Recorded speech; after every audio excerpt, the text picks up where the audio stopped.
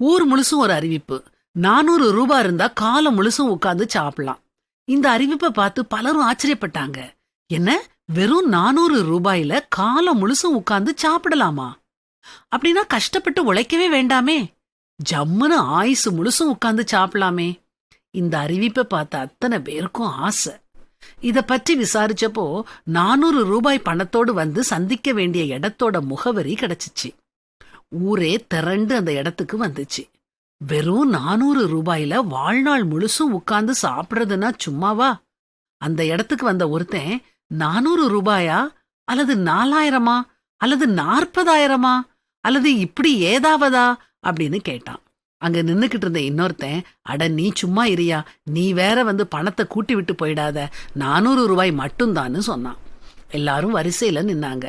ஒவ்வொருத்தரா உள்ள போனாங்க. உள்ள ஒருத்தன் உட்கார்ந்து நாற்காலிகளை வித்துக்கிட்டு இருந்தான். வாங்க சார், வாங்க சார், ஸ்ட்ராங்கான நாற்காலி சார், சீக்கிரத்துல உடையாது சார், 400 ரூபாய் கொடுத்து வாங்கிட்டு போய் காலம் முழுசும் இதுல உட்கார்ந்து சாப்பிடலாம் சார். ஆர்வத்தோட உள்ள போனவங்க அவமானத்தோட வெளியே வந்துகிட்டு இருந்தாங்க. இதுல இருந்து நாம படிக்கிற நீதி என்ன? ஒண்ணு என்ன, ஏகப்பட்டது சொல்லலாம். நீதி 1, வாக்குறுதிகளை உடனே நம்பிவிடக்கூடாது. நீதி 2, நல்லா யோசிக்கணும், சாத்தியமானு பார்க்கணும். நீதி 3, குறுக்கு வழி எப்பவுமே நமக்கு வேண்டாங்க. நீதி 4, ரொம்ப ஆசைப்படக்கூடாது, ஆசையே எல்லா துன்பத்துக்கும் காரணம்.